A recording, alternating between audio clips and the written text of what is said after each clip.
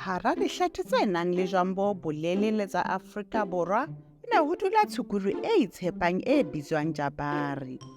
Jabari o ne a rata ho bina mme a dumela hore o na le lentswe le monate ka ho fetisisa naheng. Empa ka bomadimabe, seo e ne e se nnete. Jabari o ne a batla ho kenela tlhodisano ya selemo le selemo ya talenta.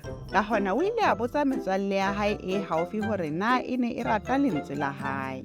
Metswalle ya hae ne e sa batle ho utlwisa maikutlo a hae bohloko. Ka hona kaofela ile ya mo bolella leshano le lenyenyane.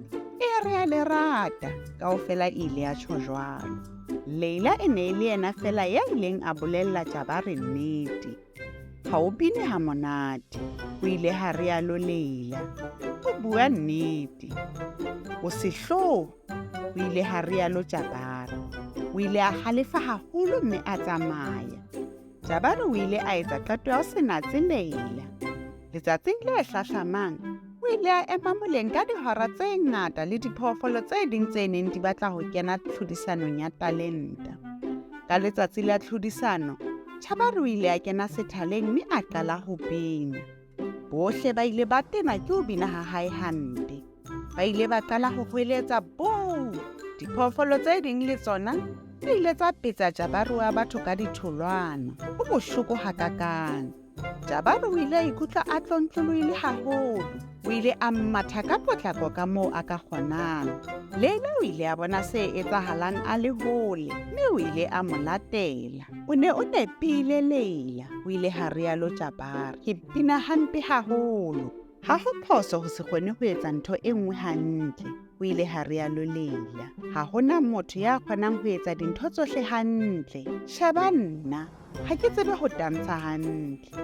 Ke nnete, ha o tsebe ho dantsha hantle. Jabari o ile a tsheha. Letsatsing leo, Jabari o ile a ithuta hore o ne a ka tshepa Leila hore o bua nnete ka mehla. O ile a boela a ithuta hore ha hona motho ya kgonang ho etsa dintho tsohle hantle. Ka hona o ile a etsa qeto ya ho tsepamisa maikutlo talenteng e nngwe ya hae, matla a hae. Selemong se latelang, o ile a hapa moputso wa tshukudu e nyenyane e matla ka ho fetisisa naheng. Le ha ho le jwalo, Jabari o ile a nna a ikwetlisa ho bina ha le ka shawareng. Mme ha nako e ntse e ya, o ile a ntlafala hanyenyane.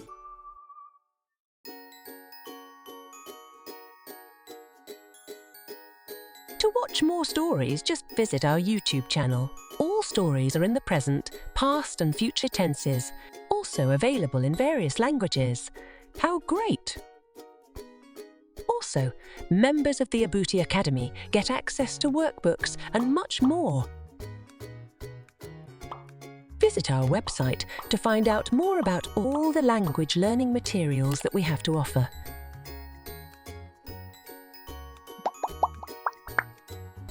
www.abutisyllabus.com